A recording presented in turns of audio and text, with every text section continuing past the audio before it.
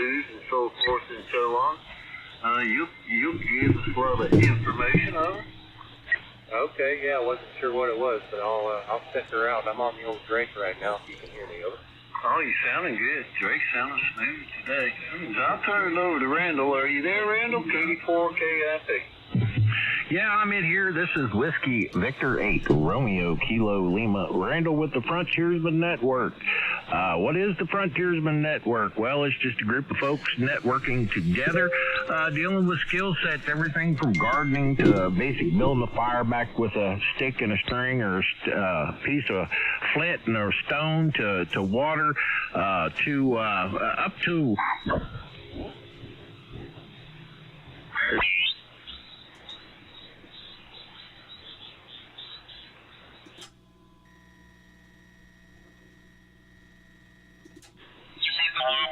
6 days, and you guys will have to bear with me because I got a little 5-year-old bouncing back and forth here, so excuse that. But anyway, maybe you guys had 6 days and 8 hours to come up with a topic or a subject, a question, and that's how I kind of set this network up. Love for people to ask questions, love people to share their skill sets on a topic or bring up a topic or subject that they would like to share. So we've got a landing page at frontiersman.network. Again, frontiersman.network. We also would like to thank all the SDR listeners. There's several of you out there, as well as shortwave radio listeners, and all the ham operators that listen as well and participate. So those who don't have a license, well, you can get a hold of your local club and get your license there. Somebody in your local ham radio club be more than willing to bend over backwards to help you get your license to get you on the air there. And with that being said, I'll give you guys an update on the sap, walnut sap that is. Well, it's not running as I would expect it to, or no more than no less than what we have anticipated due to the fact of the warm weather. And the warm weather allows us to not get as much sap. Because at nighttime, that is, we need temperatures below freezing. But the moral of the story is we've cooked 2 more batches off. It's delicious. Slowly working on that, getting a couple batches a week out of that. For those who've not been following along or maybe new here, it's a 40-to-1 ratio. It takes 40 gallons of sap to make 1 gallon of syrup, and just boil it down. And if anybody's got any questions about that, we can talk about that at some point there. Just bring it up as a topic, a subject, and I'll be more than happy to answer some questions there. So with that being said, if you guys would like to throw your ID out there and get in, please do it slow, spread them out, and I'll write them down till I don't hear any more. VA3KBC 3 Hotel Delta Tango WV4 LOL.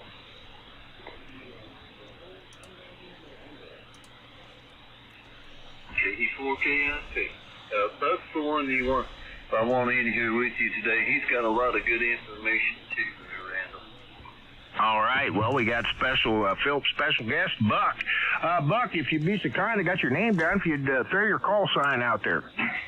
Yeah, it's WB4 LOL, and I don't mean to jump in front of everybody else there. I wanted to tell you thank you very much. I heard you talking a couple of weeks ago about the walnut stuff, and so I ordered a bunch of taps, and I also made some homemade taps, and I've been up on the mountain tapping about 20 or so walnut trees, and the weather is warm here too, and it's slowed down here too, but I got about 6 or 8 gallons that I boiled down a little bit and froze, and I've got the barrel stove all prepped up with the evaporator on top, and just saving up the sap there. Over. Randall. There you go, and that's something I didn't point out to everybody or anybody, but if anybody done any research on that, you don't want to let that sap set and get up to temperatures above 50 degrees for any period of time. It will spoil. There is bacteria in that will cause it to spoil with the oxygen, but with what Buck did there, put it in the freezer, works just fine. Then, you can store that stuff up, or even in a refrigerator there on the bottom shelf. Definitely helps. But, yeah, Buck, well, I'm glad to see that you picked that up, and you're getting yourself lined out Well, quite a tasty little treat there, and yeah, ordered all. My goodness, you went head over heels, which is fantastic. That's the way I like to see things done. Over. Yeah, when I saw how much it was worth per gallon, I kind of couldn't help myself. Anyway, we'll let the next guy go there, and I appreciate it. And I'll get you back on the next round. WB4LOL. VA3KBC. Yeah, well, you're exactly right. $325 to $500 a gallon. Well worth taking the time out to spend, $100. You'll make your money back on the first gallon and and then some, for sure. All right, that was Buck. We'll get back with Buck. Anybody else got any topic, comments, or subject they want to bring up there? VA3KBC.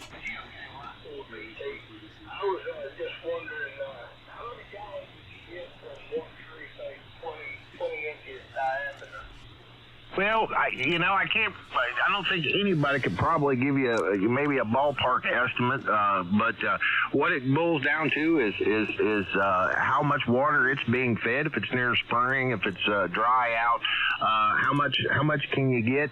Well, if you tap that, you're going to get all that Mother Nature gives you, and that's about the most correct answer that I can give you on that. I'll tell you, out of my trees, I've got some trees that I don't get hardly any sap out of in that diameter, and then I've got trees that's bigger and smaller that I get 2 to 5 gallons of sap a day out of. So it just varies from tree to tree there. And of course, I myself always put the tap on the south side of the tree. Over. How high up do you do? Because this is the first time I've tapped one. Well, they call for 3 feet, so if you order a package deal with already pre-cut line and taps and a drill bit, you get the kit there for about, I'm going to say $30. You get 10 taps, 10 hoses, and a drill bit. What you get there is 3 foot of length of hose. So that's the process that I use there. Seems to work quite well for me. I've seen people tap a little higher. I've seen people tap a little lower. Now, if I tap the same tree twice, I go up about 4 or 5 inches higher on my second tap there, and put it on the just a little bit off to the eastern side where the sun will hit it first there, and see how well it fares. But sometimes I get pretty good luck with that. Sometimes I don't. Over. I'm not trying to fix problems here or anything, but is there a certain amount of time that you can leave the tap in, or should you pull it out after so many days or something, for the tree thing? Do you put anything over where it's been tapped at? I'm sorry for asking so many questions. No, that's what this group's about, and if you don't ask questions, you don't know answers. I'll tell you what I do. I leave my taps in my tree, and whenever I get done, I've got an apiary, so we take a little bit of beeswax and put in there. But you can stick a wood plug in there. You can stick mud in there. Some people said you can stick plastic in there. But I always try to put something back that's nice and solid, like beeswax, that the tree will actually grow, and they'll get a little bit of nourishment off of that wax, and keep some of the other varmints from wanting to bore in there and hollow the tree out or damage the tree. I've seen people take broad axes and hatchets and chop the bark off the side of the tree and things of that nature. I don't do that. I don't want to do that, because that leads to damaging the tree and subjects it for little critters to get in there and make nests and make a rotten spot in the side of your tree there. I don't know I think I've answered all your questions. If I didn't, throw the other one back that I missed.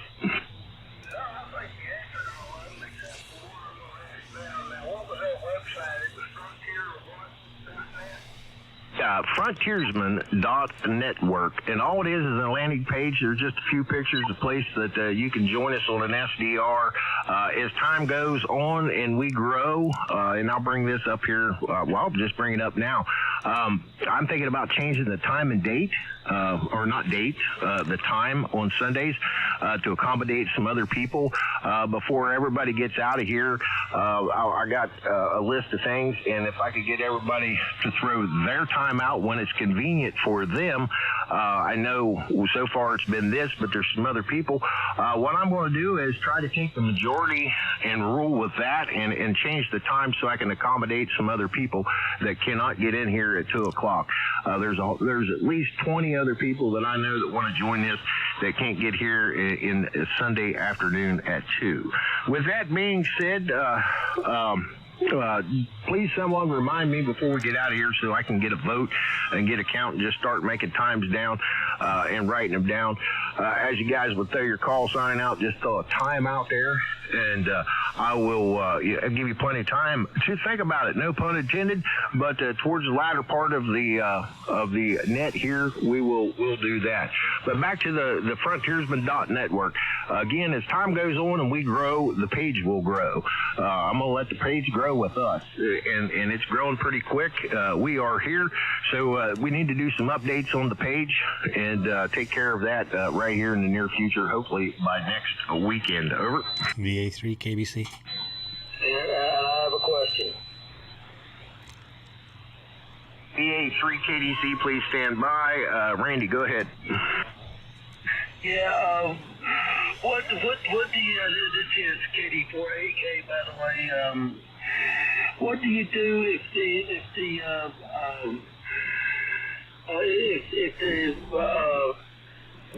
tree is up on a south-facing slope? Well, that's the best place for it to be. On a south-facing slope, you put your hole about 3 foot off the ground on the south side of the tree there, and make you a little flat spot down there to put the bucket. I will throw this in there. This was my mistake. I drilled holes in the top of my bucket. Of course, buckets has got a lip on top of the lid, which holds water. So if you don't have a waterproof grommet, you will contaminate your sap with rain if it happens to rain. With that being said, you might want to put a hole in the side of the bucket. I got half and half, I think, going on now. But anyway, let's see here. Victor Alpha 3 Kilo Delta Charlie. I've heard you a couple times. Come on in. Good afternoon, Randall. Yeah, Victor Alpha 3 Kilo Bravo Charlie. I do have the live stream up and running now, and I have actually been putting the page up as well, the Frontiersman website. So anybody that have their computer up and running, if they can either go to my QRZ page, or they can actually go to YouTube and do a search for Victor Alpha 3 Kilo Bravo Charlie. That's VA3KBC, and watch the live stream. So I have the Frontiersman Network page up, and I can put up other pages, other things if individuals want to discuss something or whatever. So, but the live stream is up and running. VA3KBC.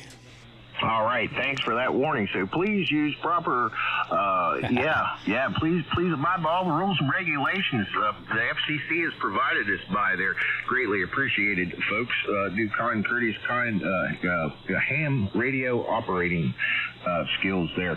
And I want to thank you, DJ, for getting that up and going there. So with that being said, again, this is Randall with the Frontiersman.network, which is just a network of like-minded folks out there sharing skill sets, everything from starting bars to making homemade syrup out of sap out of walnut trees and maple trees. Anybody else got any comments you want to bring up? Yeah, I got one comment about the time. Okay, go ahead. The later you go, the longer the band, and you'll also get the gray line. You'll start having DX, and so you'll have to have it before that period. Yeah, I will agree with you 100%. And like I said, I don't know how to do it. I can't accommodate everybody by no means.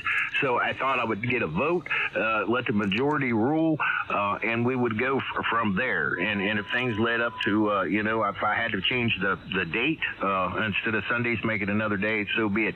I don't want to do that, though, because I've taken Sundays as my day of rest and my day of radioing. communication. I run multiple nets during this time frame, on Sundays, that is.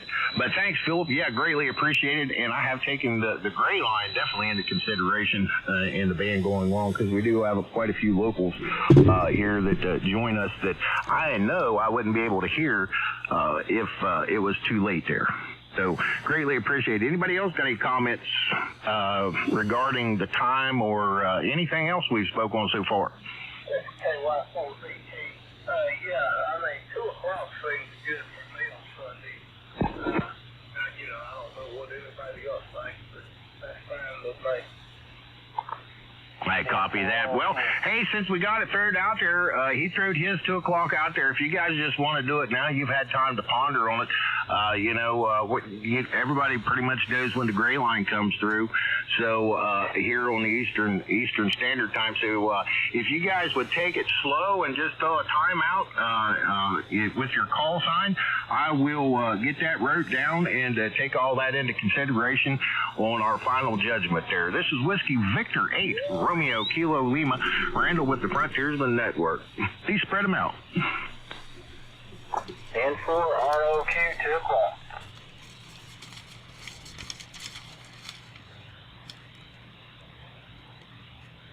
All right, we got 2 o'clocks. Anybody else?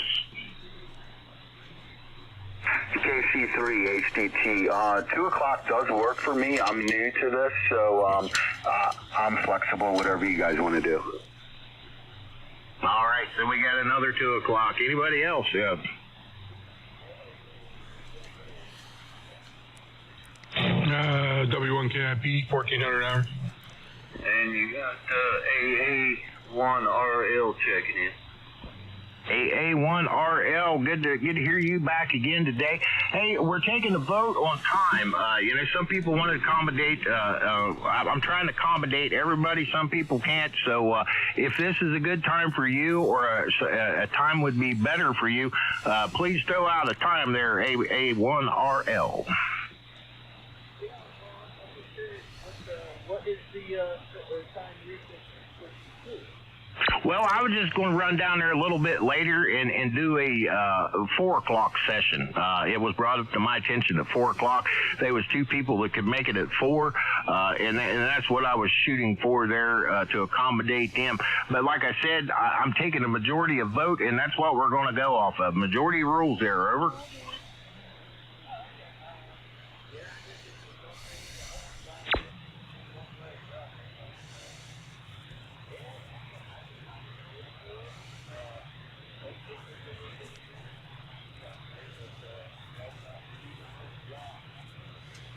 All right. Well, there we go. We'll just say that you can do 2 or 4, either one. So I'll leave that up for grabs.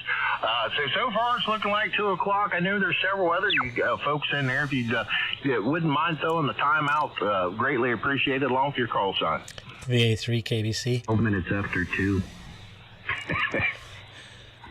Boy, you're hungry. VA3KBC. 2 o'clock, 3 o'clock, 4 o'clock. Either of those are fine with me. All right, we got you down at 2 to 4 as well. And Floyd, 2 minutes after 12. We've got you down too, buddy. All right, buddy. I'm good for whenever I get in here. So matter to me. And copy that. Anybody else? Did I miss anybody? Kangaroo done ate my underwear, kid. 1400 sounds good to me. All right, good to hear you in there, my brother Mike, from a brother from a different mother. Good to hear you in there, sir. Glad you joined us here today. Not doing nothing. Hey, copy that. I just happened to roll across it, heard you, man, hadn't found you. So, yeah. I'm not real up to date on what the group's about, but yeah, hey, I'll join in. Well, we're live stream. We are definitely live stream. You can find that at Whiskey Alpha 3 Kilo Bravo Charlie. Correct me if I'm wrong there. You can YouTube that, look his call sign up, and you can find that our live stream right there. What this is, Mike, is the Frontiersman Network, and which can be found at frontiersman.network. And it's just a bunch of like-minded people sharing skill sets and ideas from starting a fire with a string and a stick to building antennas. Over. Yeah, it's Victor Alpha 3 Kilo Bravo Charlie. Yeah, QSL, Randall. Yeah. Go ahead and roll through with it, and I'll hang out and I'll start making this a date. But I know there was a Victor Alpha call there, so yeah, man, sounds good. And I'll be here. Yeah. Well, that's the one you can do the live stream off of. Did I get that correct? Victor Alpha 3 Kilo Bravo Charlie. That's correct, Randall. Yep, Victor Alpha 3 Kilo Bravo Charlie. All right, just want to make sure if you guys want to see the live stream that's there on the live stream, thanks again for taking time out to put us live on the air there as well. Again, this is Randall with the Frontiersman Network. Anybody else got any comments about the time, and we'll wrap that up real quick. W4USM, 2 o'clock. And man, is it ever good to hear you, W4USM. Great to hear you, buddy. I'm glad that you've made it in here. I'll tell you what, Randall, I heard about what happened, and then I heard how much you got better, and for some reason, I have not been able to track you down. I think it may get much easier here after this, over. Well, I think it will, and I am doing much, much, much better there. I got rid of all the flours, whites, and white bread, milk, anything white and bleached out. I'm away from all that, and my heart's doing really good. Eating cayenne pepper, still taking a couple pills, unfortunately, but that's about to change here. The next trip back to the doctor and go to the holistic doctor because I'm into more holistic.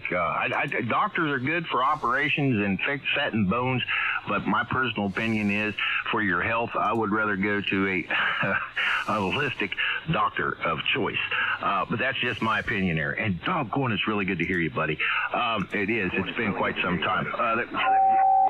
But, hey, enough with the old reminiscing there. We can do that. And, you can find me here at 2 o'clock every day. Every Sunday, every Sunday. But we'll break with Whiskey 4 USM, United States Marine. And he is and was always and will be a Marine. Fantastic gentleman there. I've had the pleasure to meet him several times. Glad you made it here, buddy. And anybody else out there? All right. Well, we're stuck on the 2 o'clock. I'm going to throw it out there one more time. Anybody else got any time changes that'd be preferenced for them? All right. Well, we've got 1, 2, 3, 4, 5, 6, 7, 8, 9, 10. Got about 12 times 2, and I've got a couple of 2 to 4s. And I got a couple of 4s. So it looks like we're going to stick with 2 o'clock. I will let you go. I'll update you guys on that as time goes on there. No pun intended. Cough, cough, cough. Hey, this is Randall Whiskey Victor 8, Romeo Kilo Lima with the Frontiersman Network, and we've got a fine group of folks in here. Some of them I haven't talked to in quite some time, and it seems like everybody is doing good. I'm going to open up the topic of conversation. Anybody got a topic they'd like to bring up? Please just key up and throw it out there. If there's a couple of you, I'll write it down, and we'll get both of you in here. Wood gasifier. Wood gasifiers, hey, that's a good one. And your call sign and name? Oh, yeah, WB4LL. Okay, Chuck, or Buck, I'm sorry about that. Yeah, wood gasifiers. Yeah, oh boy. Now there is something if one can weld and build one of those, you can get you some lawnmower gas. You can get you some, there's several different things there, Buck. I'm trying to remember all of them off the top of our head. We built one of those things about 6 or 7 years ago and played with it with the lawnmower and actually mowed our yard with it for quite some time. My buddy did.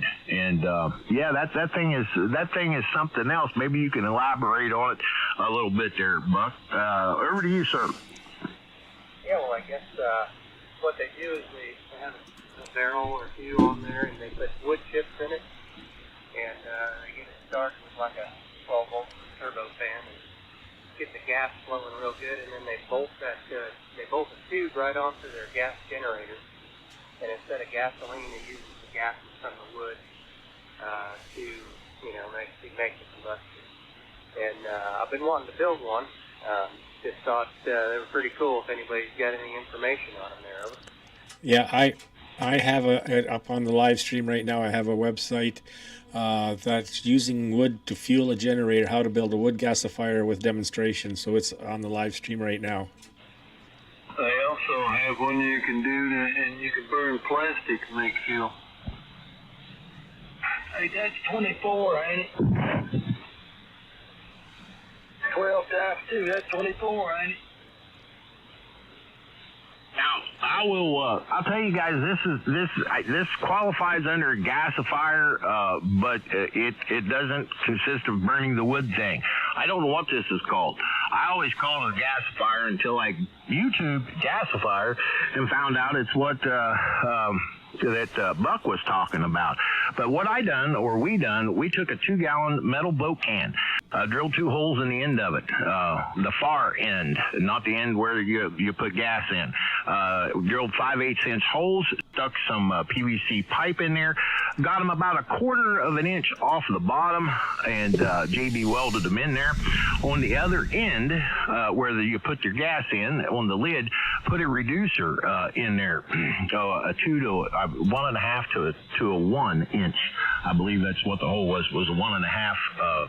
So we reduced that down to 1 inch and ran a hose over and took the carburetor, the breather, off of the carburetor and made a airtight component. And what we used was like in the bathroom section, you've got multiple size vent hoses that go from like 6 inches down to 1 inch. Well, just so happens that breather was around 6 inches.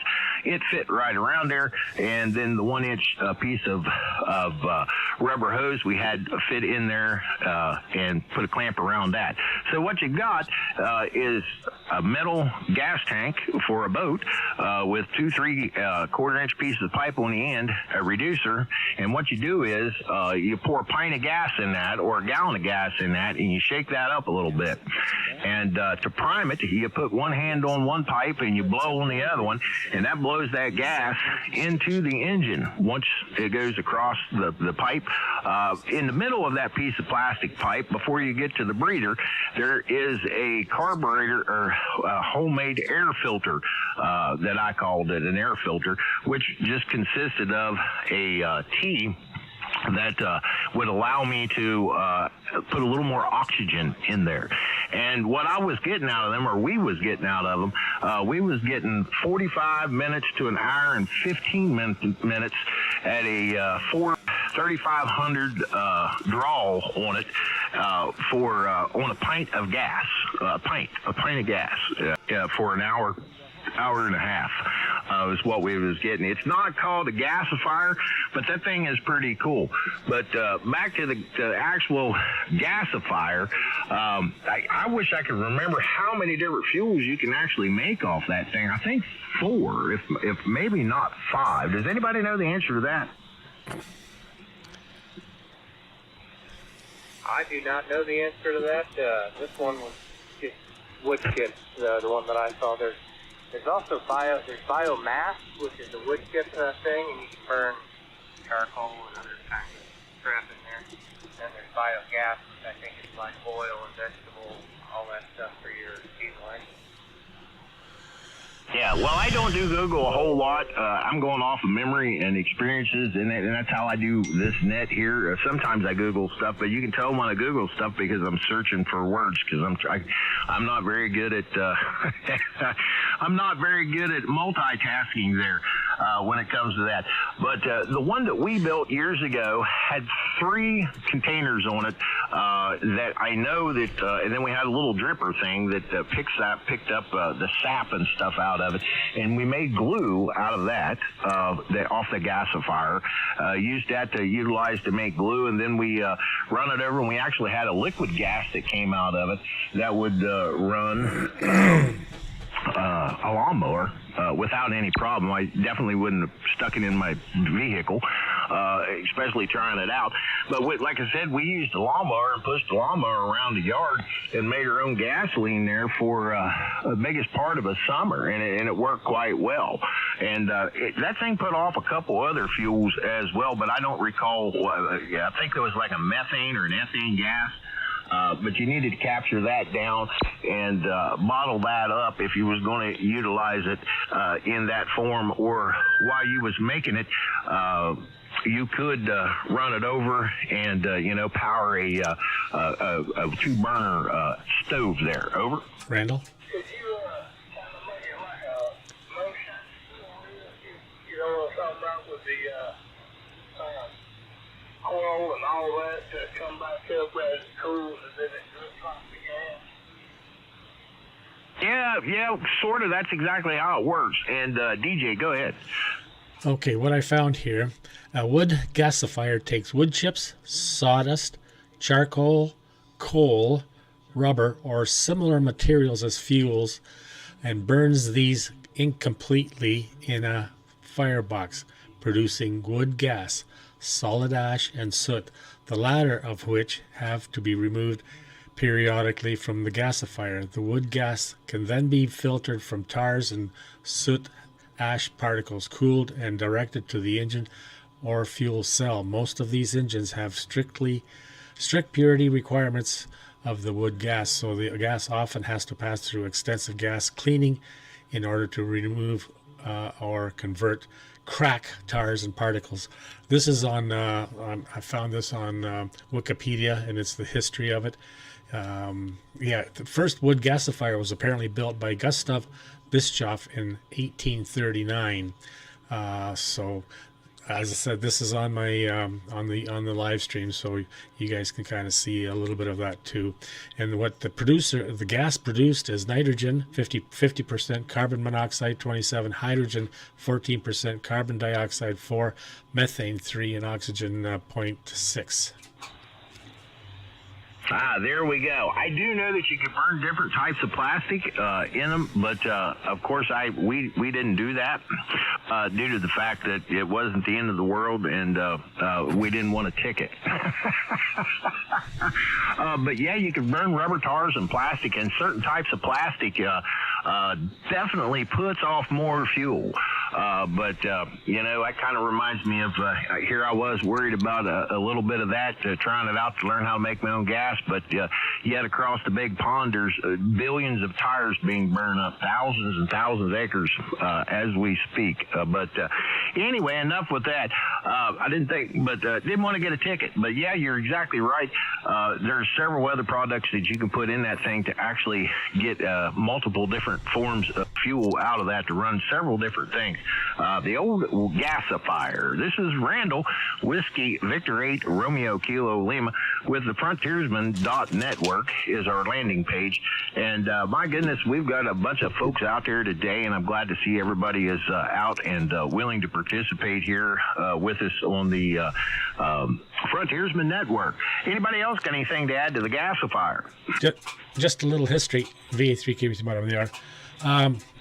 If you indulge me here, the wood, wood gas vehicles were used during World War II as a consequence of the rationings of fossil fuels. In Germany alone, around 500,000 producer gas vehicles were in use at the end of the war. Trucks, buses, tractors, motorcycles, ships, and trains were equipped with a wood gasification unit. In 1942, when wood gas had not yet reached the height of its popularity, there were about 73,000 wood gas vehicles in Sweden, 65,000 in France, 10,000 in Denmark, and almost 8,000 in Switzerland in 1944.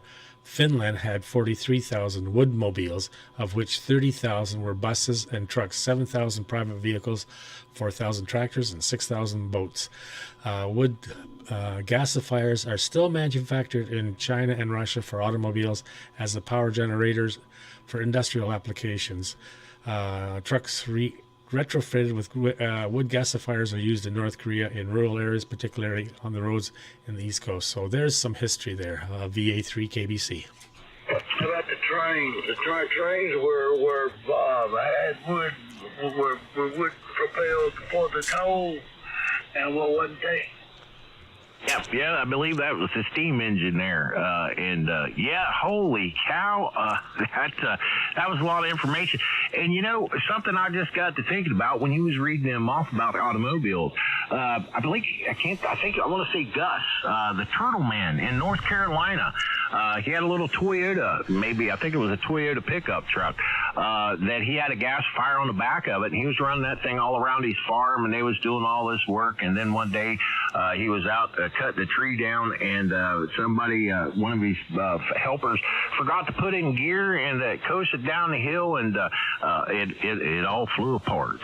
Hopefully he's got that thing built back up, because it was pretty neat to watch him ride around on television there. The Turtle Man, if anybody can elaborate if that's his name, Gus, or not, I would greatly appreciate it. Yes. Yeah, Eustis. There we go. That is correct. Eustis. I don't know where I come up with Gus at, because that ain't nothing like Eustis. So Eustis. Yeah, that was it. A little old red flatbed pickup truck. He had one of them in the back and was powering himself around. Boy, he got a lot of interesting things going on down there. I used to watch his show all the time. That was one of the few shows that I've ever watched on TV, but that was one of my favorites. I will say that. He did some very unique things there. Anything else on the gasifier? Yeah, I got a comment, KD8MUK. Go ahead, Mike. Hey, just throwing it out there. I don't know if anybody's seen him on YouTube, but there's a guy, Mr. Thessalonian. He does a bunch with gasifiers and a bunch of other stuff, and he's got one on there where he's actually making gasoline and oil both from runoff from his gasifier. If anybody wanted to check that out, it shows good build and it alternate uses also out of that. Yeah, it also shows articles from Africa and other countries that's burning up plastic and making fuel as high as 91% octane. Yeah, there you go. Yeah, just figured I'd throw that out in there. What's that called again? I'll do the look on Google here. YouTube, he goes by Mr. Thessalonian, like Tesla, but yeah, Mr. Thessalonian. He comes up pretty quick, I think.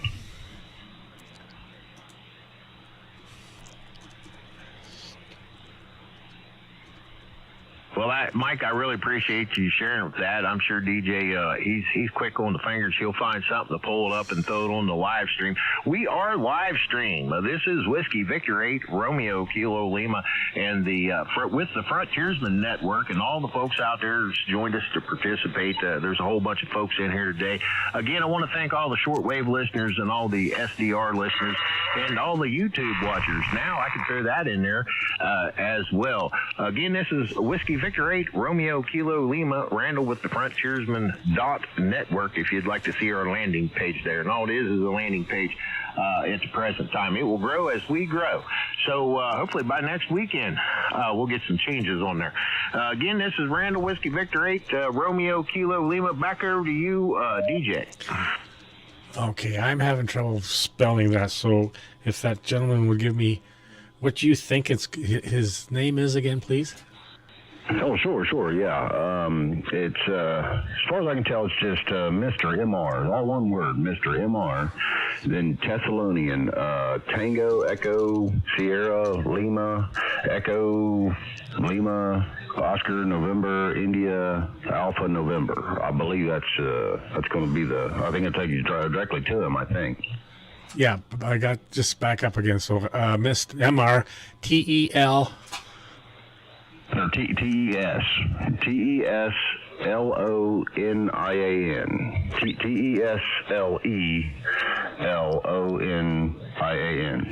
Thessalonian. Okay, got it, Mr. Thessalonian. So there, I have it up on the stream here. So there's a bunch of different ones. So if anybody wants to see it, I guess they can kind of get an idea of all what he's got here. That's from. I'm glad you figured it out. I think I spelled it 3 times wrong to you, so I'm glad you found it. Yeah. Well, sometimes it does correct itself, but yeah. So it looks like from 11 years ago when he started.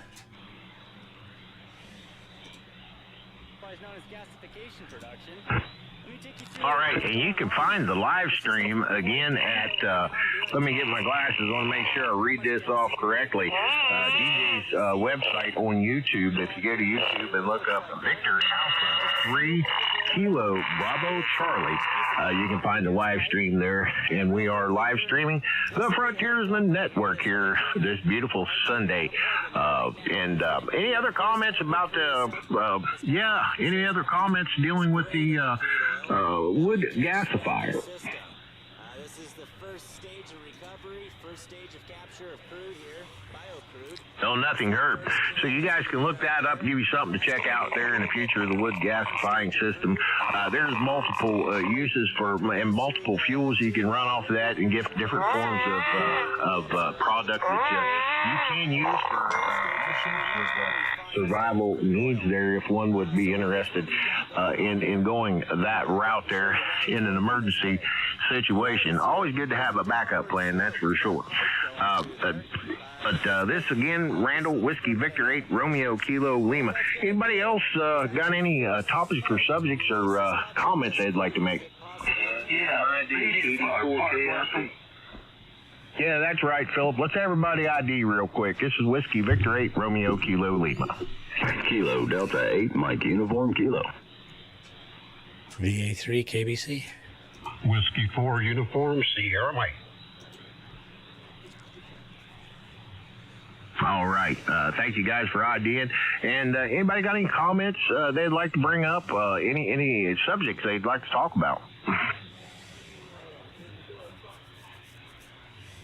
Okay, go right ahead. It can be totally not related if you want to bring up a topic or a subject. But if it's kind of related, hey, spit it out. We'll listen there. Chris?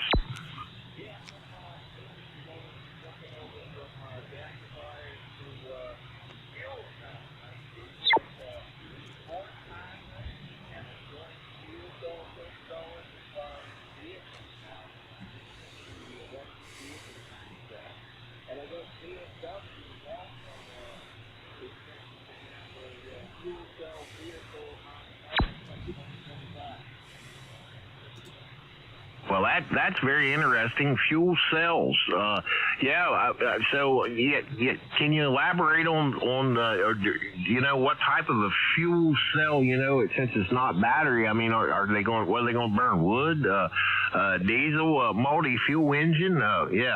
Can you elaborate on that? Hydrogen, I believe.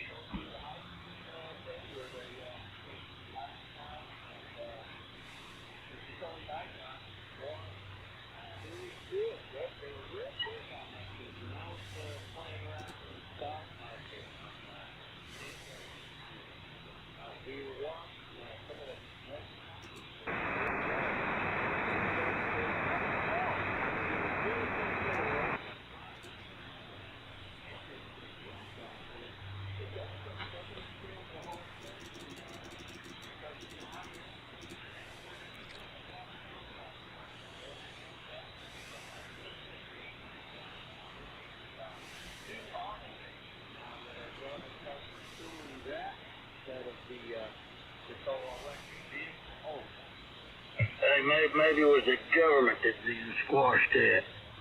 Well, they tried to limit it because they bought into all the EV stocks. It's the only reason they pushed the EVs. They bought stocks and they invested in those companies to do so.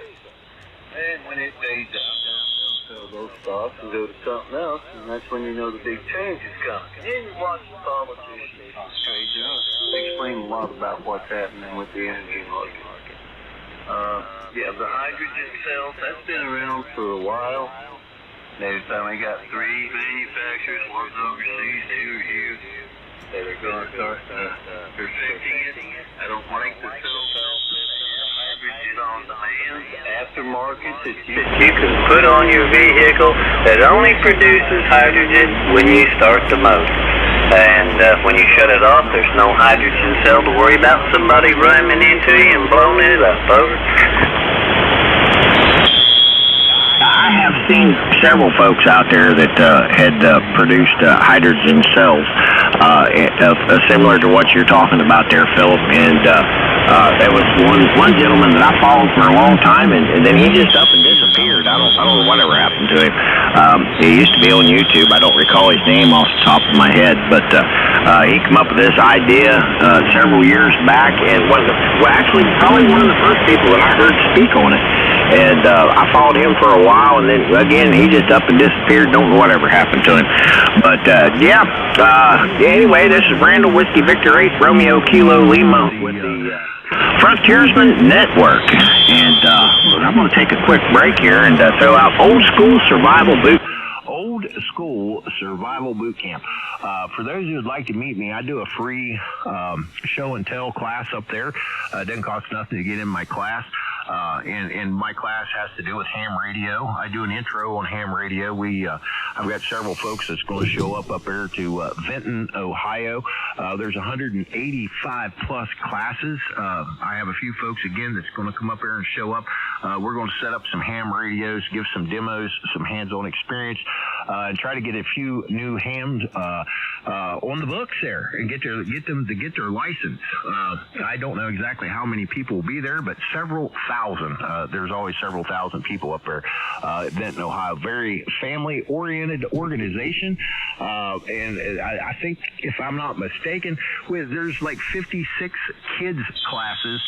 Then the rest of them are adult classes. So, it's a whole family event there. So, for those who never heard of Old School Survival Boot Camp, you can Google that, YouTube it, and there's YouTube videos out there as well on it.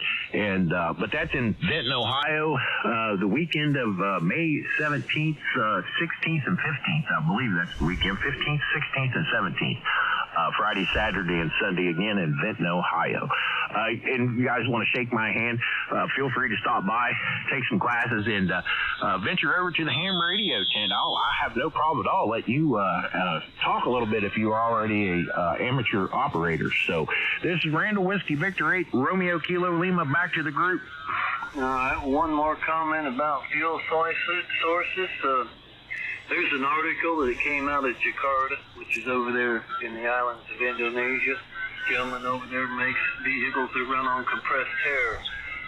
He has a little two-door coupe. He sells for $3,000. He sells the little micro minivan for $7,000. The micro minivan has a little 12-volt operated air pump in it, and it has two cylinders underneath it. So when one cylinder goes dry, it's just like the dual tank on your pickup truck. It automatically flips over to the full tank, and the little compressor kicks on and charges the empty tank. So you never run out of air. Well, that's quite interesting there, the different ways, the means of transportation there. Beats walking and a horse, over. And you got the Maxwell gentleman there in Africa, Nigeria, I think it was, or Namibia, one of those two. That's in the hospital right now recovering from poisoning. He runs it off the ether in the air. He draws the static electricity off the air, charges the battery 24/7. Never have a dead battery, never have to plug it in. He's got systems that will run 200 homes, which he has functioning right now on display over there. They're trying to shut him down. But there's all kinds of alternatives out there. But these big companies are not going to let us have them unless we push them. I want to say, no, if you want to shut me down, kill me. Well, Randy, that's what they've done to a few of us. The gentleman years ago in the 80s that made the car that runs on any kind of water, even your urine. A gallon of water will take you 250 to 300 miles. They squashed that, over. He got poisoned, as a matter of fact.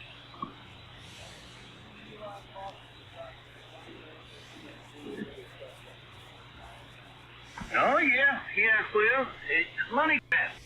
They convinced everybody, they forced everybody, they started building infrastructure to force everybody. That limit your ability of gas machines. Dealers couldn't sell the LVs, the EVs. They had lots of problems with the charging. You don't run in cold weather, can't be charged in cold weather. Limited range. I mean, it's just ridiculous format to begin with. They have the infrastructure here to set it up. Should have never been started.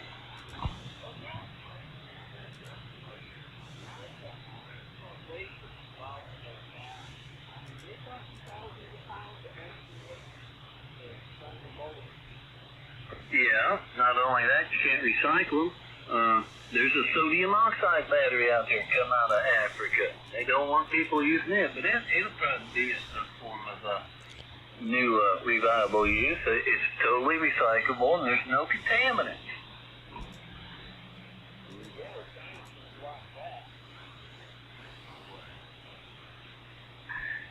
I tell you, some people should go read lots of articles. Everything I just said is a fact, and it is reality, and there are cars using it. They're just not here, and they're not mainstream because it's free energy.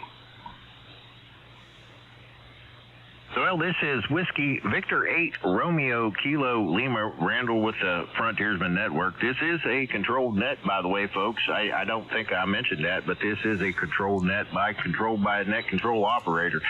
Philip, you had the floor there, so I'm going to turn it back to you for a final. Okay, yeah, I'm just getting ready to turn it back to you. Tony's going to babble in the background in the dark, not knowing anything. So anyway, I said my piece. Only if you can carry on with your format. If I see a moment that I know something about, I'll jump in. KD4KI2. Well, that's what it's about, Phil, putting your 2 cents in. I followed you and listened to you for quite some time, and you're a knowledgeable character there, and that shares a wealth of information there. And again, we want to thank the Outlaws on this frequency for letting us relinquish some of their airtime up so we'd have a place to do this platform. With that being said, is there anything else dealing with any of the fuel stuff there?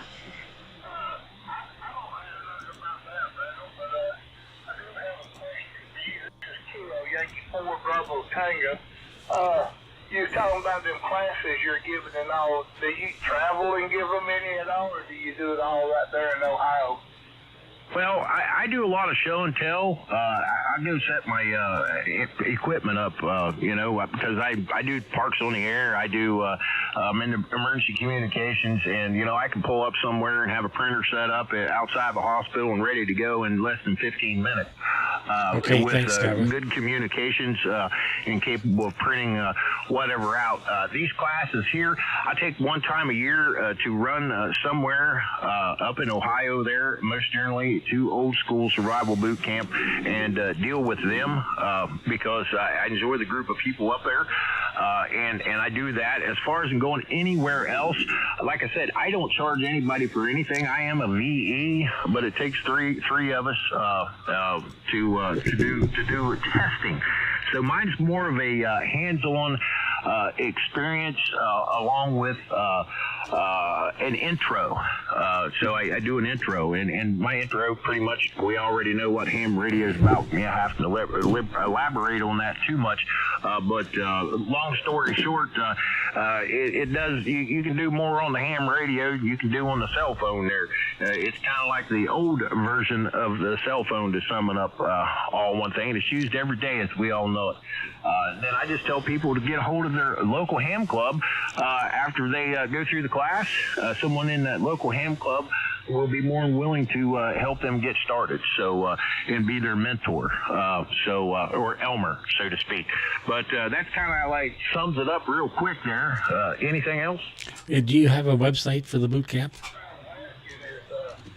I have a group here in North Georgia called Mosely, and we're on Facebook.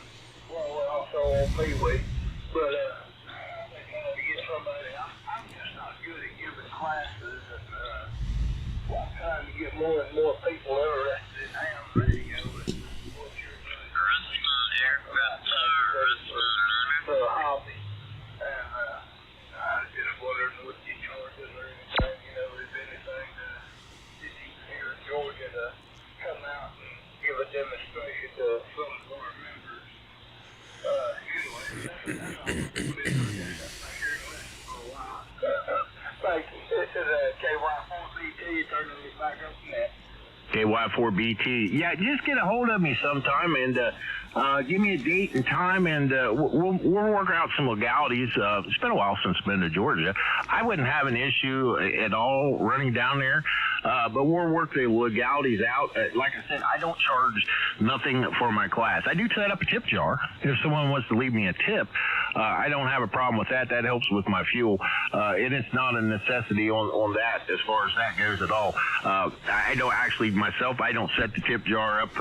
One of the females that help us, she came over and set a tip jar up for us last time we was up there, and we got probably enough to pay for almost, we paid for a tank of gas, so that worked out quite well for us. Sometimes we have a couple hundred people in these classes up there. Most people don't walk around with cash anymore, but like I said, I just volunteer my time. A lot of people's got shortwave radios. There's a lot of survivalists out there that's got ham radios, and I explain to them in great depth and detail. It's a $10,000 fine per each piece of equipment. It is not worth getting caught using this equipment, and if you needed it, you're going to need to know how to use it.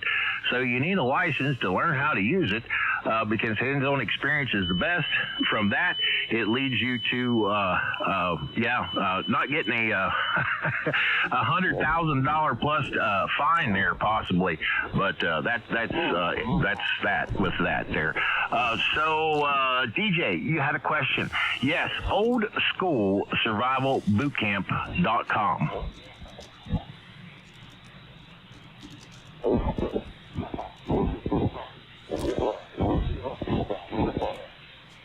Anybody else got anything they'd like to add or bring up? Okay, there we go. I've got it up now. And there is a picture of you, May 17th to 19th of 2024. So, Old School Survivor Boot Camp, American Homestead Gathering 2024. So there's the site that I have streaming, guys, on YouTube. So I'll just scroll through it slowly so people can look at it, and you can stop the page or stream as well, just to look at stuff as well. So go ahead, Randall. All right. Yeah, mine's pretty simple. A lot of people's got a nice portfolio. I've been questioned a couple times, why don't you have a portfolio? Well, maybe I'll get one on there before the end of the month there. But I just stuck up ham at the present time. Most of the folks up there already know me quite well. When they ask the folks that's running the place, ham, what's that? Is that, am I going to eat it for dinner kind of thing? And then they just tell them. So, it's kind of a word of mouth thing. So that works out pretty good for everybody up there. Like I said, I've had several classes up there over a couple of years, and with that being said, there is at least 10 people I know that's taken my classes that later become hams, and there were several people that ordered a lot of equipment up there. When I say a lot of equipment, I wish I could just stop at a festival and order $5,000, $6,000, $7,000 worth of equipment off of some guy I just met. I didn't sell him my equipment. I sent him to oh my goodness, can't remember the name of it up there in Ohio. But that's where I sent them to on their website. The big company there. We've all dealt with. I deal with them all the time. During the auto parts store up there. Can't remember the name of it. They got a very nice system set up. Nice ham radio. They got a little display room in there. You can go play with the new radios. DX Engineering, there we go. I sent them to DX Engineering, and they bought a bunch of equipment off of them, and I helped them get lined out, and they went and they bought their equipment and then got their license. I didn't recommend that, but lo and behold, him and his wife was very smart people, so they had no problem at all passing the test. I think he was a professor, and she was a teacher there in college as well. But anyway, they both passed their test, and they're now ham operators. But looking forward to seeing some of you guys up there. I know there's a few of you that's going to show up there. But anything else anybody'd like to bring up? This is Whiskey Victor 8 Romeo Kilo Lima.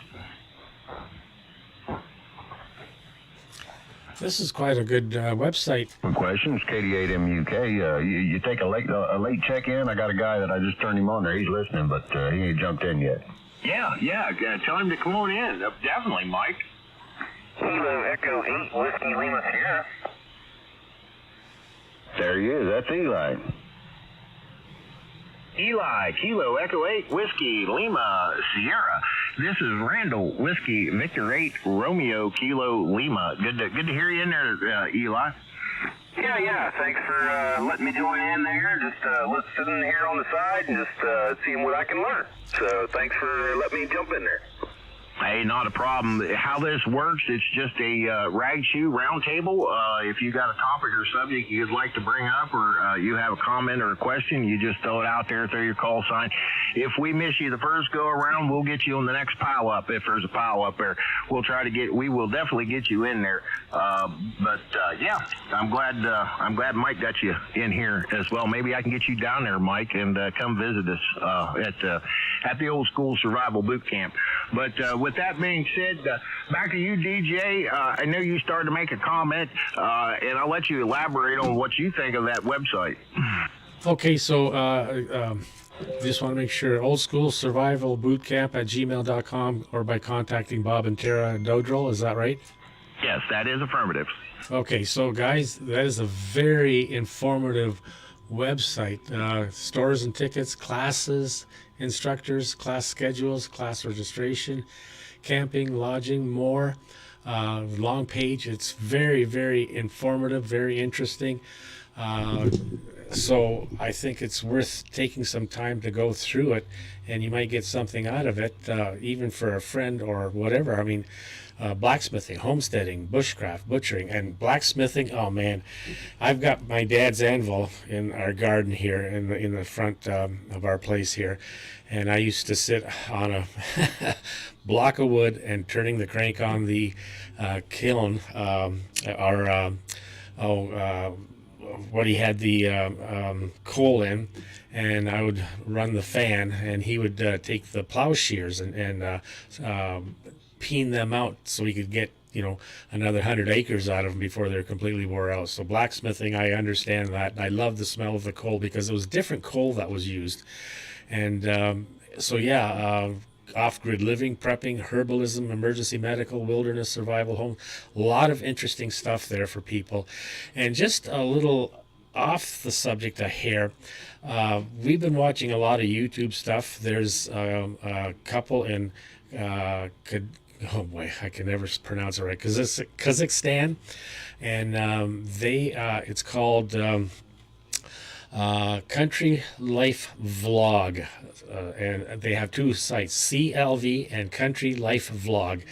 They're an older, I don't know how old they are, but the beautiful gardens, beautiful flowers, all the vegetables, everything is just so pristine and all organic, and she makes everything from scratch, and they have, I think, 1 billion views on some of their stuff. They've got, I forget how many subscribers. People are hungry for this stuff. They're tired of the crap that's on regular TV, so they're looking for things to enlighten themselves, get back to nature, get back to the old ways of maybe doing things that are more healthier. So I think this page here, old school survival boot camp, there's a lot there to maybe offer people that are looking for that. So kind of look into it, and you may, maybe there's nothing for you, but I can't believe that there isn't something, especially when it comes to cooking and that. Chickens, I have 8 chickens, and those are my pets. Those things are, chickens are very easy to take care of, and they're, you get fresh eggs. I eat 3 to 4 eggs every morning. Sometimes I even have eggs for supper. So, but anyhow, I guess I've kind of rattled off enough. But again, it's a very good website, and I don't think you have a link, Randall, from the Frontiersman Network website. I have that up right now too. So, but anyhow, I can't think of anything right now. I'll let you carry on and maybe get some more in there. VA3KBC, top of the hour. Yeah, copy that. Yeah, I'm hoping to get that in there this week. I thought about putting it on there. I've got some changes. I'm not computer savvy, so I didn't set that up. Scott, W4EL, he set all that stuff up for us, and he did an excellent job there. I need to get a couple more things off of him so I can get lined out and get on there and possibly do some updating. I don't want him to have to do all the work because, well, he's already did all the work so far. I'd like to take some of the load off of his shoulders there and change a few things around. But and if you're interested in just about anything, they've got a class for it. Like I said, I believe there's 185 or 187 classes this year. They've got all kinds of good classes up there, and these classes are led by some of the best in the Eastern and in the United States. I'll throw Dave Canterbury's name out there. He's been on television multiple times. He's got Pathfinder School. There's several other top name people I can't think of off the top of my head because there's just so many. But they're from all over the Eastern United States, and they all show up in one place in Ohio, and they do one fantastic job giving classes and demos. This is WV8RKL Randall with the Frontiersman Networking Group. Anybody got else? Any other comments or anything they'd like to say? Hey, Randall, this is 402 Larry in Tennessee, Knoxville area. How about just something on purified water? I think that's very important. I've got a well I'm trying to get going here this year, and also I'd like to, I know you can maybe use Clorox, and maybe other things too there. Can you just say something about that? Well, yeah. I'll start out with the Clorox. Read the date on the Clorox. Read the date. Believe it or not, most people have no clue, but bleach has a very short shelf life. So with that being said, bleach is fantastic. You can, a few drops, you can take and store with a few drops. You can decontaminate a whole bunch of water with just a few drops of bleach. What I use myself is coconut charcoal. Now I'll elaborate on that for a little bit. Coconut charcoal, fantastic. You can buy coconut charcoal for a little of nothing. It doesn't cost very much at all. Coconut charcoal stays active even when it dries back out. It's not like other charcoals. That is the best stuff I've ever found to purify water with. I actually, when I catch rainwater, we're allowed to do that here in West Virginia. When I catch a little bit of rainwater for the animals, I run that through a double charcoal filter there. One as soon as it comes out in the storage, and then one right before it goes into the watering trough. And it's drinkable. I drink it myself. You know, there's no problem at all reaching down there, turning the faucet on, and filling my cup up with that. Don't drink out of the same tub my horses and goats and cows drink out of, and sometimes chickens. But anyway, yeah, that's what I use there. There is all different types of ways, one could YouTube, there's so many different ways that you can filter water there. Storing water is something else. Oxygen is just like your worst enemy when it comes to water and storing food as well. Oxygen is your enemy there. I'm a firm believer in the charcoal.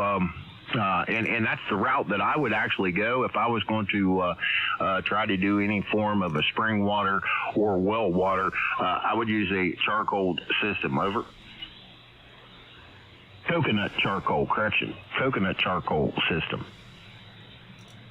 Where do you get that at? Do you get it at some of these, like Walmart or some of these other places?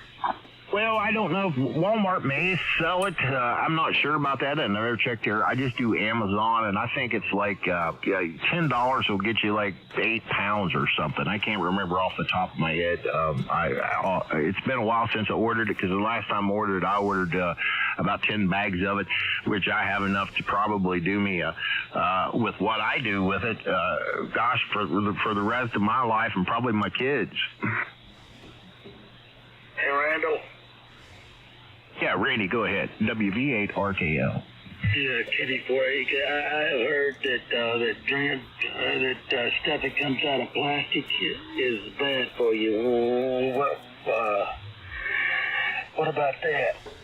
Well, I'll agree with you. I mean, if you've noticed your plastic waters and stuff, bottles of water you buy, you see videos out there all the time. Well, my water's not frozen. It's 15 below zero. Well, it ain't going to freeze because it's full of microscopic plastics, in your bottled water. And then when you get into PVC, In PEX, well, yeah, there's a lot of contamination over a long period of time. Microscopic particles of that gets into your water system. So, you know, if you're going to run that, you definitely want to run that through a filtration system. You know, in my opinion, if that's all you got to work with, and that's what most people have to work with. But if you have the opportunity to go run copper, it is a lot more expensive, but the use of copper lines is quite more beneficial for your body. There in many needs and effects of the body. The copper is one of the best, highly recommended. But a lot of houses don't have that anymore. So I know people that run that through charcoal filter, coconut charcoal filters. Then they drink out of copper cups. So to help get their health built back up there, because over a period of time when you eat or drink that contaminated water, it definitely plays a toll on your lifespan. Over. Well, this house here has copper. Yeah, it has copper, but the cabin going from that well to the cabin, it has plastic. Not plastic. It has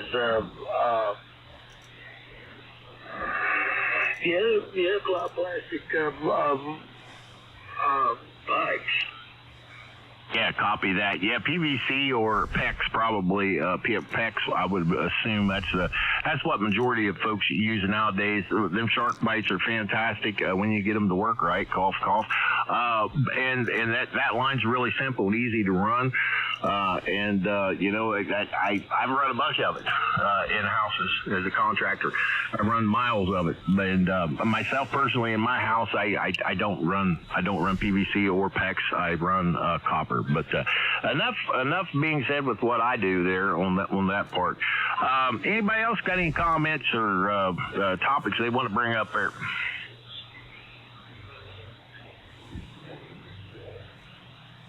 Nothing heard? I'll give you guys one more chance. I will throw it out there with this. You got 6 days, 8 hours till next Sunday at 2 o'clock. We're going to take off again next Sunday at 2 o'clock. Join us here again next Sunday at 2 o'clock here on the Frontiersman Network at 7191. Again, that is 7.191.000. And if you an SDR listener or want to tell a friend about it, you can go to our webpage, which is frontiersman.network, and just look at the top of the page or down all the way on the bottom. It's a pretty short landing page. It's not real fancy. It's not got a whole lot of information, and it's not hard to follow. So you can just find the section. There's 2 places there. It says listen, and click on there, and you can listen to us live. You know, for those who do not have ham radios or would be interested in telling someone about the Frontiersman Network that does not have a ham radio or a shortwave radio, they can pick us up on an SDR there as we've got it set up. And I'm going to throw it out there one more time. Is there anybody got any other topics or subjects they want to bring up? Yeah, I have a question. All right, Randy, go ahead with your question, sir. That's plastic, right? PVC, yeah. I just heard it is plastic. I assume you said PVC? Roger. Yeah, PVC is, yeah, it's not, trust me, that glue ain't no good to smell. I know old plumbers that are missing about 9 cards out of a deck because they was in tight enclosed places smelling that stuff over the years, and they got some serious health problems dealing with that glue. That glue is not good to smell. So I'm sure that glue would definitely, over a period of time, even though it was dry, would put out some microscopic particles that one would be drinking as well. Like I said, I don't use it myself personally, don't recommend it. recommend copper, but sometimes one just got to make do with what you got. So there's other means of filtering it and drinking it to get what the body actually requires there. So I hope I answered your question, Randy. Yeah, Randy. Yeah, you did. And the only thing I have going up to the cabin is a outside spigot, so I don't have no filtering in it at all. It's vinyl chloride. It's polyvinyl chloride. Well, some of it is, some of it's not. Okay, and I assume that's bad. Well, there's different types of PVC, Randy. There's some specifically made for certain applications. Not all of it is like that. Yeah, the PCPP can't use for water lines, just the PCP. You don't want the VP in your water. Yeah, not the vinyl chloride. That's the cancer-causing one. And I guess if I could add something, Randall, I guess my either suggestion or question to the individuals, if there's anything that they want to discuss, maybe let me know ahead of time, and I can do a search on it and have it ready to bring up on the stream, so people can see what we're talking about or what they're talking about. That's what I was doing with you and a few others. I had the Frontiersman Network web pages up, the old school Survivor Network boot camp. I have that up, so I can bring different things up, and then people can kind of follow along that as well, rather than just listening. So sometimes reading it is more helpful. So if there's anything they want to talk about, they can shoot me an email from my QRZ page, Victor Alpha 3 Kilo Bravo Charlie. I can do some research and get some information up there. So just to educate people on various subjects. So just want to put that out there. All right. Well, greatly appreciated there.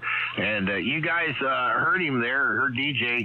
Anything you'd like to bring up, feel free to bring it up, and he'll get it looked up and get it pulled up, and we're going to live stream again next Sunday. So before I close the net down, I'll ask one more time if there's anybody out there that's got any comments, questions, or anything to add.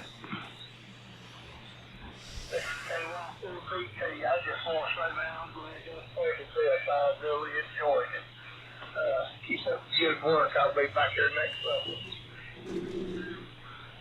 All right. Well, we appreciate the kind words there. I want to thank all the shortwave listeners, all the SDR listeners, all the ham radio operators that sat back and listened. I know there were several of you out there. I got a couple texts from a few of you there on Messenger, and you guys keep listening. And if you don't be mic shy, if you want to add something, feel free to jump in there. This is a round table. All are welcome, as long as you provide, you got a general class license or above, and you do just common courtesy and respect as the FCC requires.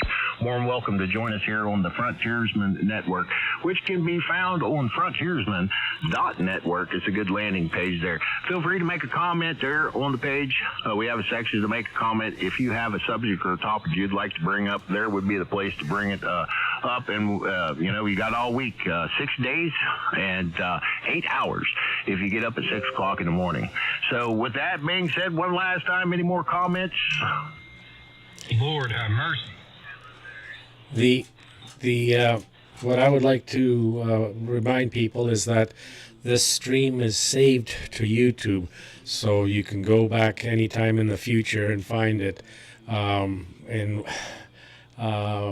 else was I going to say? I guess you'll just find it there. It's good golly, I've got a brain freeze here of what I wanted to say. Alternative news and opinion with amateur radio station VA3KBC and Frontiersman. So if you can do that search, Alternative News and Opinion with Amateur Radio Station VA3KBC Frontiersman. Or just look for VA3KBC in the search bar there on YouTube, and it'll be the latest one that comes up. Give me that one more time. I didn't have my pen and paper. I got Alternative News. Yeah, I'm calling it, the headline is Alternative News and Opinion with Amateur Radio Station VA3KBC Frontiersman. That's what the heading is for the YouTube stream. But if you just put in the search VA3KBC Victor Alpha 3 Kilo Bravo Charlie, there'll be a bunch of them that come up, but it'll be the latest one that we did today. And I didn't put the date today, but it's just the latest one. All right. I greatly appreciate it. And you guys heard that there, so feel free to go back if there's any questions, that you want to get answered, and we may have covered it during this segment of the Frontiersman.network. Feel free. Again, you got 6 days, 8 hours to get up at 6 in the morning, come up with a topic subject. To feel free to jump in and join us. With that being said, I want to thank everybody that joined us. I definitely want to thank every single one of you. There was a few of you that I haven't talked to in quite some time that I've met personally over the period of the last few years. Greatly appreciate you guys showing up here as well. It's been quite some time since we've talked. Want to throw a big shout out to you guys, especially you United States Marine. Hoorah. Good to hear you in there. We had a lot of fun up there at Dayton for sure. Everybody else, Mike, thank you. Thanks for bringing your buddy in, Mike, as well. And hopefully I'll catch everybody next Sunday at 2 o'clock Eastern Standard Time for the Frontiersman Network. This is Randall, Whiskey Victor 8, real kind lad out here in West Virginia, saying 73 to all. Have a wonderful, fun-filled, blessed day, rest of the week. May it be a prosperous month for you all as well. Philip, I'm going to turn it back over to you and the Outlaws. All right, Randall. Well, I enjoyed it. Good session today. I'm glad we got you some more members and got more information in here. Had some great topics. I enjoyed listening. Good job, Randall. Well, thank you, Rob. Thanks, Randall. VA3KBC. No, thank you, DJ, for doing that. I'm going to go back and look at this. My internet's running a little bit slow today. Last night it was even slower. I don't know what everybody was doing last night down. No one up the holler has got internet. There's only 2 houses above us. But I don't know what they was doing on down the road there. But I think everybody was on the internet because last night you done good to... to search the word dog food. You might have, it was like AOL. It kind of reminded me of that. It took forever for something to come up. But anyway, thanks again, DJ, for doing the live stream there and joining us with all that great information, pulling it up and making it visible for so many others. Yep. I guess there was a little bit of buffering. One of my friends, Kevin there, Graham Bend area, he said that it was doing buffering, and I was getting some airstream. So I don't know why. I've got fiber optics, lots of power and speed there, but it could just been something. Well, who knows what. Anyhow, I guess it's all smooth now. So be patient. It should work out okay. But thanks for letting me join you and letting me do this. I'm going to go through some other stuff here. I'm going to keep the stream going, and I got a few things I just want to look through on my own here, so you guys can follow it or you can see it later as well. But thanks again, and thanks for what you're doing, and hopefully, we can get more people interested in a lot of the things that we know to be very beneficial to all of us. VA3KBC. Yeah, and 88 MUK. Thanks again, Randall. Sorry I'd have commented more and stuff, but I'm fighting this cold, man, so I'm just hanging on in here. But yeah, nice to hear from you and everything, too. But I'm glad you're doing this, so I'll be here next Sunday. And 88 MUK. All right, Mike. Well, I greatly appreciate your presence there. Definitely a privilege, pleasure, and an honor. And I would also like to, invite you down to that old school survival boot camp. If you ain't doing nothing, you're more than welcome to come down to visit and spend an afternoon, if nothing else. Over. Yeah, QSL. Between me, you, and Ron there, I'll pick Ron's brain up, and I'll be able to get a hold of you somehow. I know I know your email doesn't get back real quick, but we'll get together. I definitely like to put together a schedule and get that. I hate I missed that Dayton trip with you guys. Me and Ron was talking about it, but yeah, we'll definitely find a way to hook up, and we'll do that for sure. I got a couple other things about the VE and everything that I wanted to ask you about. So yeah, we will get together, buddy, for sure. Hey, VA3, it's Victor Alpha 3, Randy. That's what I said. The Victor Alpha. What was he? Was he licensed in Canada? Yes, Randy. Okay. I just wonder where that VA came from, and Canada's the only country that I know of that uses the third piece. Yeah, I'm in Southern Ontario, so we're either a Victor Echo 3 or a Victor Alpha 3. I chose the Victor Alpha 3 and Kilo Bravo Charlie, so I picked my daughters and my wife's initials, Christine with a K, Barb B, and Carol C. So that's where the VA3KBC came from. And I'm just a half an hour drive over to Sarnia, where the Twin Blue Water bridges cross the St. Clair River into Michigan, and about a half hour walk overlooking the banks of Lake Huron. There's if you go to my QRZ page and go to detail, and you can bring up the map, you'll see where I'm at. And actually, if you go to the satellite view and bring the little man down onto in front of my driveway, you'll actually see me sitting there waving. Well, I'm not waving at that point, but I'm sitting there as the Google Street View car goes by. Cool. That was in October. I just happened to see him go towards the lake, and that's a dead end, so I knew he was coming back. So I got my cell phone, I ran out there, and I've got 2 large rocks that I brought from the farm, and on either side of the driveway. So I sat there and waited for him to come back. So that was, I don't know what you would say the odds are of that, but it was once in a lifetime thing, I guess. So I am there. You can't see my face because I got my cell phone up, but anyhow. But again, I have a lot of information on my QRZ page you guys might find very interesting as well. There's a lot of links there. So, you're welcome to look at it and actually use some of that if you want to use that for your own benefit and your own pages there. Again, my call is Victor Alpha 3 Kilo Bravo Charlie.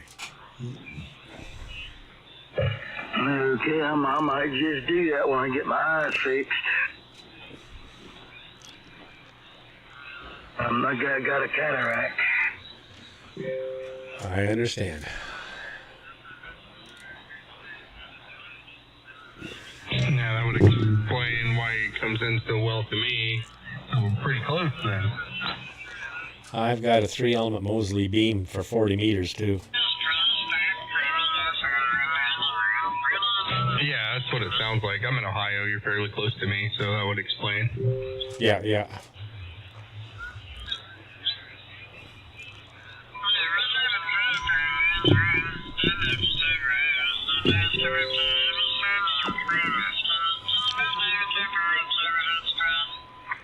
Okay, well, I'm going to go do some looking on the internet here. I'm going to leave the stream running. Thanks, guys, and everybody have a good day. VA3KBC. W1KIP, have a good day. Talk to you later. Good talk with someone from Canada. Get KD4AK. W4USM, W1KIP in there. My station's getting up into Canada. Kilo Echo 8, Whiskey Lima Sierra, 7-3, guys. Your signal's going everywhere, Randy. Okay, cool. Yeah, Kip, I'm here. They were talking.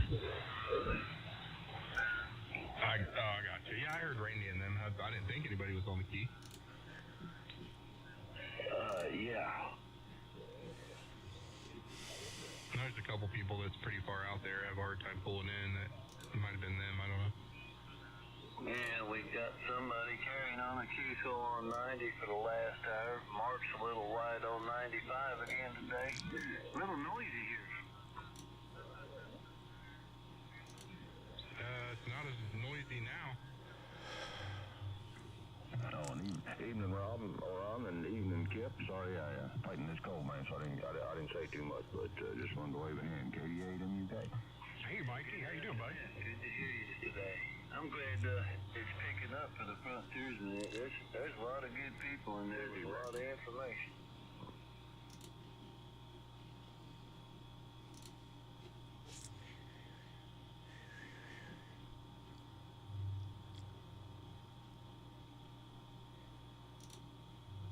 Well, welcome to this talk, and it's really quite an important one, and I'm delighted to welcome Mr. John O'Looney the funeral director from Milton Keynes Family Funeral Services Limited, real place, real time. John, thanks so much for coming on. You're more than welcome. Thanks for having me on, John. Now, we started talking because we've got a mutual concern about these white fibrous clots that are coming out of the circulatory system of many deceased individuals. Yes. And you're involved in this embalming process, John, that the blood is taken out and replaced with embalming fluid. When did you first notice something? So really in 2021, about halfway through, we started seeing lots and lots of people who were passing away suddenly, who were a lot younger than those that we were used to. You know, as a funeral director, I've been a funeral director for 18 years. 10 years I spent working for one of the big main funeral providers. The last 8 years I've worked for myself, running my own funeral home. And you kind of get to know, in very much the same way as doctors in general practice, know who should present when at what time of the year and what numbers. And the numbers were very off, and we were seeing, and we continue to see, lots and lots of young sudden deaths, which correlate perfectly, of course, with the humongous amount of excess deaths that we're seeing that nobody seems to want to address. So these white clots, just to be clear, the first time you can remember seeing them was 2021, not 2020, and never before that. No, and I've got so in the 18 years that I've been a funeral director, 7 of those years were spent working for the coroner. So my job was body recovery, and I would recover people in all different various states, and whilst I wouldn't know the Latin term for every ligament and nerve, I could tell you what's normal and what isn't normal. And I've got a BIE registered embalmer who works for me full time, who's done 22 years, and he's never seen them before 2021. No. Mm-hmm. So some people think they've seen some small ones in 2020, but that's not your experience. It's 2021 they started, midway through 2021. Yes, 100%. Yeah, and that just happens to correlate with being 6 months after the onset of the some therapeutic intervention or other. 100%. Yeah, that I can tell you. I definitely believe that's what's causing this. And what's most upsetting is not the fact that we're seeing it, because it's become normalised now, but it's the reaction of the people when you raise the alarm and try to raise concerns about it. Nobody's interested. We're getting pretty much the same reaction that Andrew Bridgen, for example, is getting in Westminster. Comments will be on that. This was discussed in a documentary called Died Suddenly, released in 2022. Dr. Campbell is a credible source. His daily podcasts are worth following.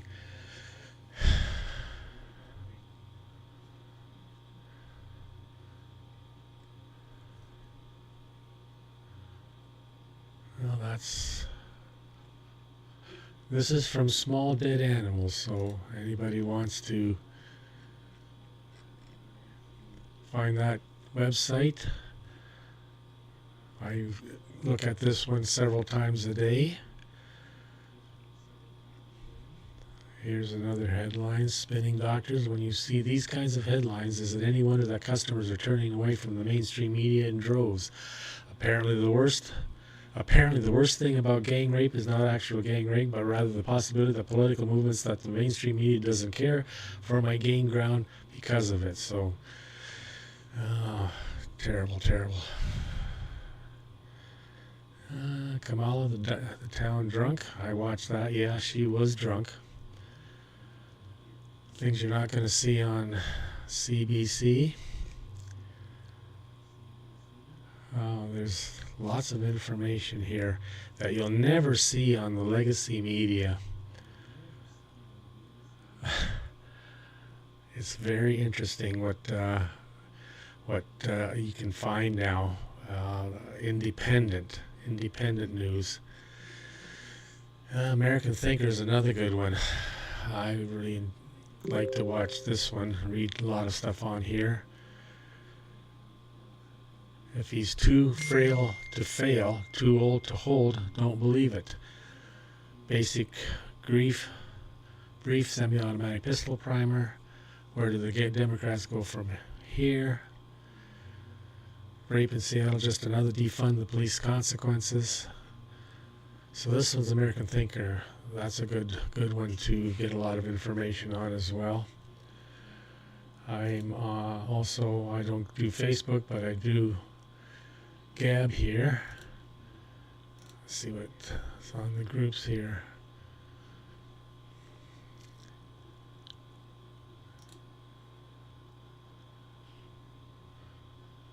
Where are we here?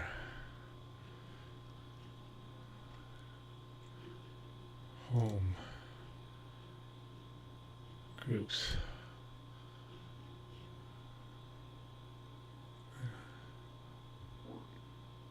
I have a lot that I go to.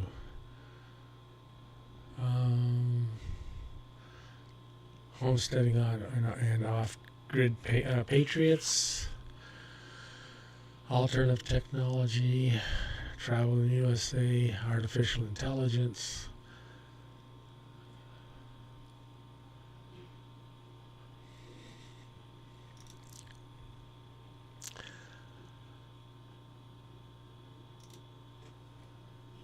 So let's check Telegram, what I have on Telegram here. Give it a chance to load. I haven't been on here for today. Dr. Robert Malone.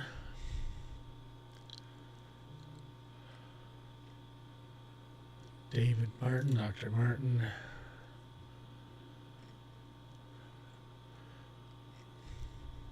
What do we have here?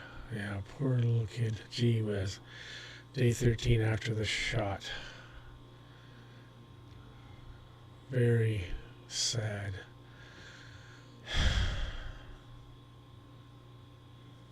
That's what happens with some of these jabs. Dr. Peter McCullough, he is very knowledgeable.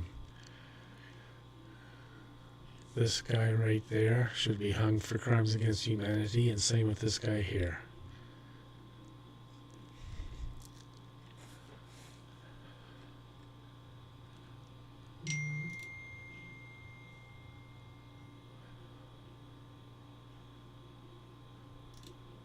Turned out to be true that you originally said? Well, remember the big one was that the virus came out of the Wuhan Institute of Virology. If you tweeted that or posted that on YouTube back in 2020, you were kicked off. You were kicked off. Now, every government agency now acknowledges that the virus was engineered, created in the Wuhan Institute of Virology joint U.S. Chinese program led by Dr. Ralph Barrick and organized by Peter Daszak at the EcoHealth Alliance, fully funded, supported by Anthony Fauci at the NIH, and of course, Dr. Xingling Li. Those four are the co-conspirators of the creation of SARS-CoV-2. That's now number one conspiracy theory that's true, and our government agencies played a role in trying to cover that up. Turned out to be. So myself, my practice partner, Brian Proctor, we've been studying this now for a very long time. Looks like three natural substances really do work. Nattokinase, derived from the fermentation of soy, bromelain, derived from the stems of pineapples, and curcumin, together work to dissolve this spike protein, help the body get rid of it. It's called McCullough Protocol based spike protein detoxification. The doses are nattokinase 2,000 units twice a day, bromelain 500 milligrams a day, and curcumin combined with piperine 500 milligrams twice a day. These are starting doses. They can be escalated.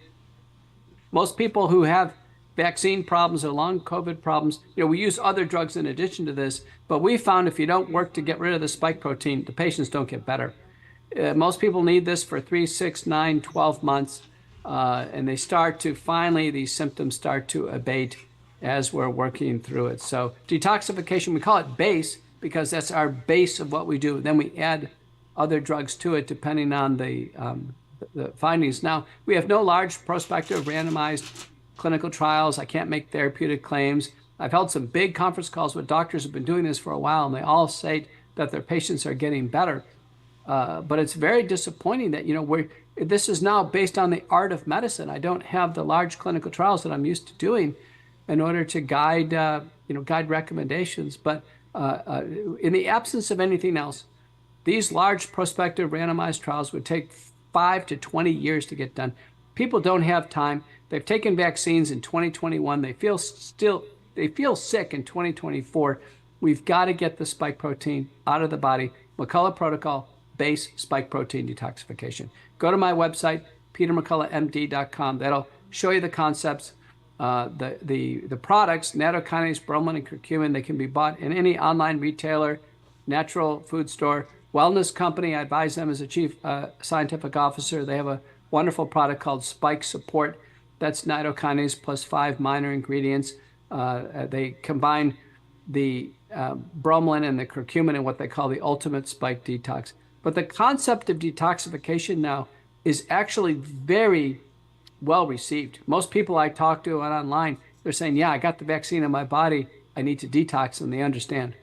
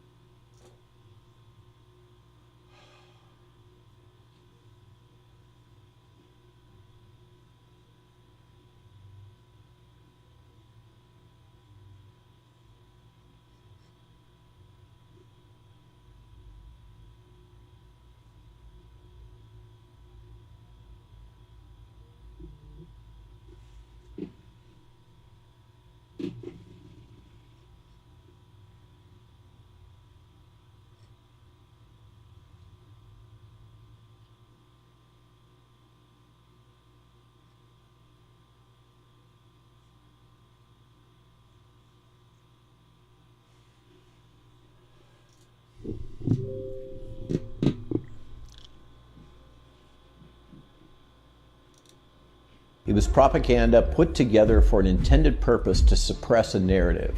It matters that this information was hidden. Does this mean that Dr. Anthony Fauci is going to be thrown under the bus? Mr. Ben Hu, one of the key technicians at the Wuhan Institute of Virology, appears to have been patient zero. The scientist who was involved in beginning vaccine research for this, the preponderance of evidence is that he was assassinated by the People's Liberation Army. That's a story that's yet to be told. And a good case can be made that Tony Fauci was almost roadkill in the middle of this.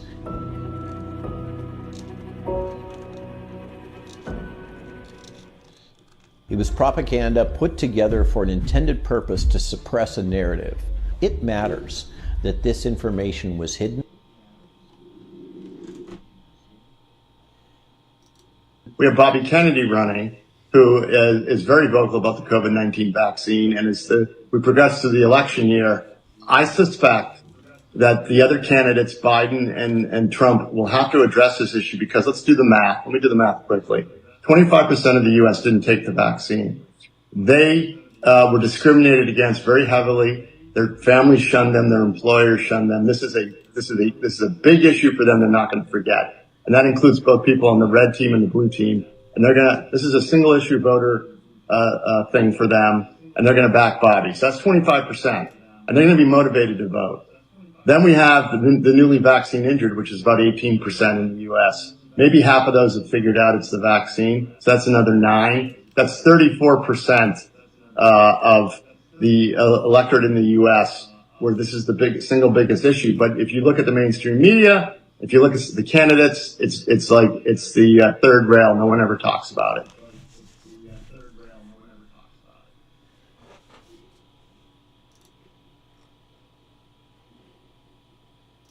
We should have recognized that when treatment was being suppressed, and by the way, not hypothetical treatment, published treatment, when that was being suppressed, we should have gone, hold on a minute, sounds like there's a racket here. Somebody's suppressing real treatment options, and they're suppressing it so that they can justify an emergency medical countermeasure that can only be authorized if there are no treatment options. How funny is it that Johns Hopkins University, that's right, named for Johns Hopkins, the guy who actually popularized hydroxychloroquine for the treatment of malaria. How ironic is it that the very institution funded by the Rockefeller Foundation to celebrate Johns Hopkins, how ironic is it that that Johns Hopkins University was able to turn on its own namesake and say hydroxychloroquine is dangerous? The school has its name because hydroxychloroquine is safe. That's why it has its name. The CDC used to be, before it became the Center for Disease Control and Prevention, the U.S. Malaria Suppression Program in Atlanta, Georgia, which did what? Advocate for the distribution of hydroxychloroquine. This is one of those things where you sit back and you go, the audacity of the crime is what's surprising. Not the existence or absence of a disease or the existence or the absence of a pathogen. The thing that's shocking, truly shocking, is how audacious the criminals are and how blind the public is to reading the information that is right in front of their face in preference to trying to find a motivation for how bad people in government could possibly do anything as bad as what I've just described. So I think there's a lot of problems in terms of how we have been conditioned to take on information. And I think that as a society, we have been conditioned to accept a fear-based narrative without question.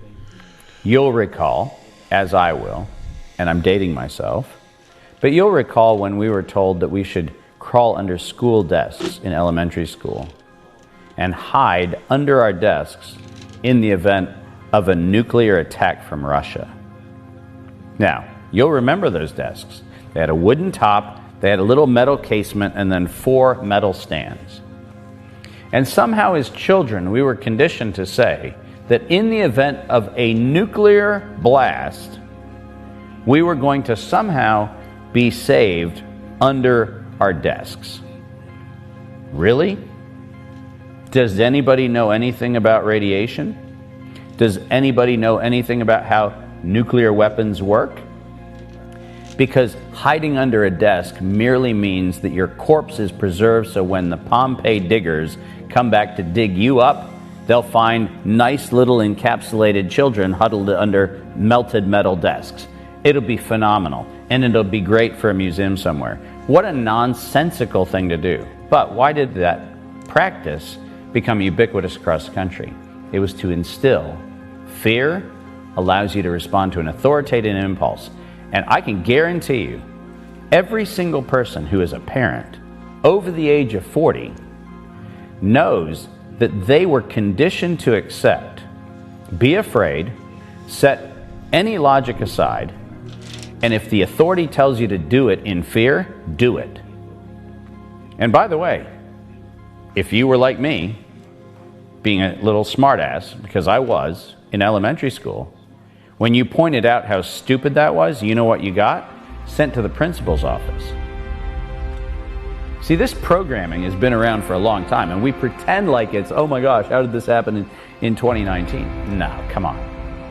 We have been habituated into the belief that if the people in authority who architect the fear tell you A, to be afraid, and then B, what to do when you're afraid, then you do it. And if we as a society stopped living in the fear narrative, the signal couldn't transmit. And with that, I'm going to cut the stream. I think what he said at the end, everybody really needs to take a hard look and maybe watch it again, and maybe a third time and let it really sink in. So I think people maybe are waking up to what has been happening to us. So with that, live long and prosper. Everybody have a good rest of their day. VA3KBC. I'm going to cut the stream. Goodbye.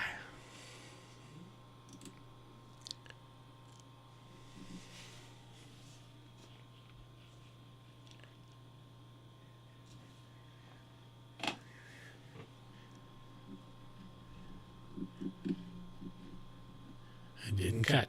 Let's try this again. Goodbye.